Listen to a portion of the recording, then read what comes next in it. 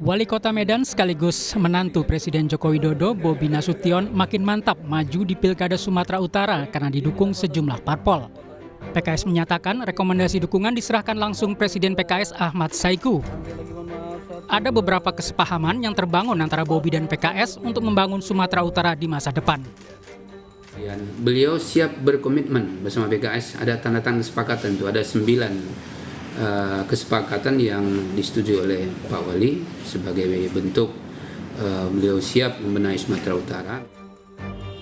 Bobi mengaku bersyukur atas dukungan tersebut, yang menyatakan bahwa pandangan PKS dan Bobi sejalan dan sepaham untuk memajukan Sumatera Utara. Alhamdulillah kemarin PKS sudah memberikan rekomendasi, sudah memberikan dukungan karena memang pandangan terhadap pembangunan Sumatera Utara sepaham dan sejalan.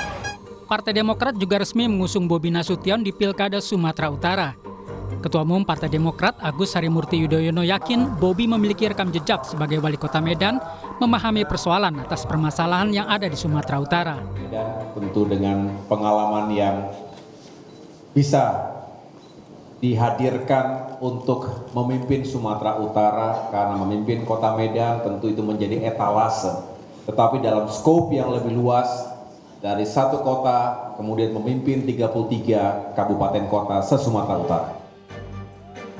Selain PKS dan Demokrat, Bobi Nasution juga didukung Partai Gerindra, Golkar, PAN, Nasdem, dan PKB. Tim Liputan Kompas TV. PDI Perjuangan resmi mengusung Edi Rahmayadi di Pilgub Sumatera Utara. Edi bakal bersaing dengan Bobi Nasution di Pilgub Sumatera Utara yang diusung 7 partai politik atau super koalisi. Apa yang bakal terjadi di Pilkada Sumatera Utara nanti? Kami akan membahas bersama pengamat politik Universitas Sumatera Utara, Pak Warijo. Selamat petang, Pak Warijo. Selamat petang, Assalamualaikum warahmatullahi wabarakatuh. Waalaikumsalam warahmatullahi wabarakatuh. Pak Warijo, Edi Rahmayadi kan udah resmi diusung PDIP. Dia yakin 100% bakal menang. Anda melihat peluangnya gimana sih? Yang pertama tentu kita juga harus ucapkan apresiasi juga ya kepada Pak Edi yang sudah dipilih oleh PDIP. Saya kira ini bagian daripada proses demokrasi memang yang harus dimunculkan ya, karena semakin banyak calon yang dimunculkan di dalam konteks pilkada terutama di Sumatera Utara sebenarnya semakin baik. Lalu kemunculan Pak Edi ini kan jadi perhatian ya, karena merupakan calon yang satu-satunya diusung oleh PDIP dan harus berhadapan dengan Bobi. Terutama ketika kita melihat bagaimana peluangnya Pak Edi ya. Kalau kita lihat di dalam proses dukungan tentu ini memang betul bagian daripada proses demokrasi ya. Tetapi dengan melihat peta politik yang ada, kekuatan partai ya yang mendukung Bobi, saya kira berat bagi Pak Edi ya yang didukung oleh PDIP untuk bisa memenangkan pilkada di Sumatera Utara ini. Okay.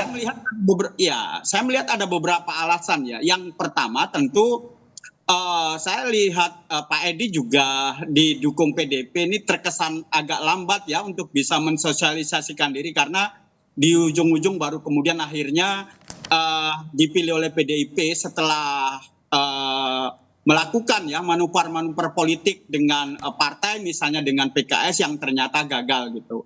Jadi saya kira memang dari sisi waktu Pak Edi sudah agak menurut saya tidak memanfaatkan waktu secara maksimal.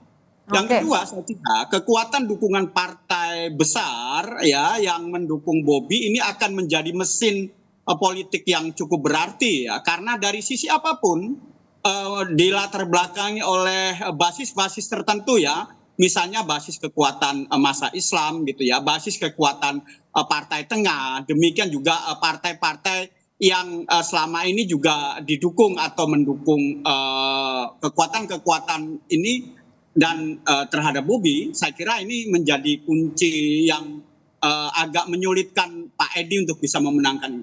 Oke, tapi silahkan lanjutkan.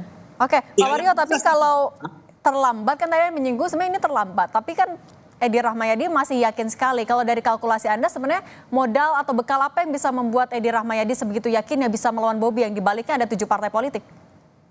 Ya saya kira modal yang ada hanya spirit saja gitu kalau menurut saya gitu ya. Karena apa, kekuatan-kekuatan basis politik sudah dikuasai oleh partai-partai pendukung Bobi gitu.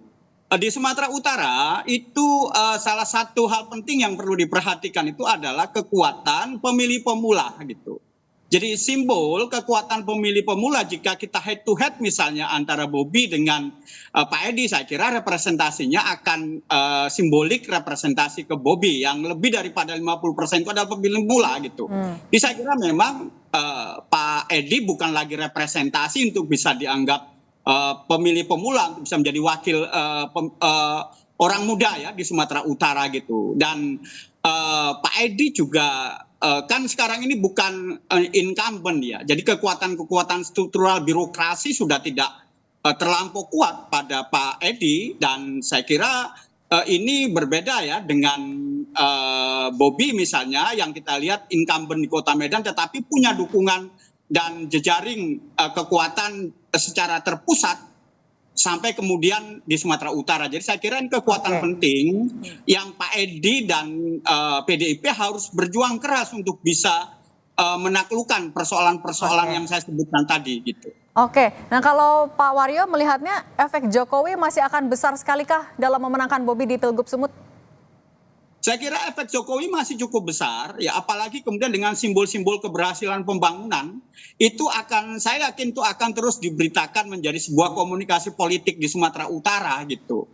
Dan kemudian juga keberadaan Jokowi ya yang menjadi simbolik representasi Sumatera Utara untuk link dengan kekuatan di Jawa itu juga menjadi penting. Oleh karena itu ini menjadi faktor juga yang akan mendorong nantinya Bobi akan mendapat dukungan yang besar oleh masyarakat Sumatera Utara, dan ini menjadi kesulitan menurut saya bagi Pak Edi ya untuk bisa bergerak gitu ya, mencoba mengambil alih kekuatan-kekuatan yang di awal sudah diambil Bobi bersama dengan 7 partainya. Apalagi yang terakhir kita lihat kekuatan Islam yang dulu sangat mendukung misalnya Pak Edi itu sudah dialihkan dan kepada PKS, dan ternyata kita tahu PKS mendukung Bobi. Saya kira memang dari sisi dukungan umat Islam secara umumnya itu kekuatannya sudah pada Bobi gitu. Jadi saya kira memang kekuatan persaingan ini berat bagi Pak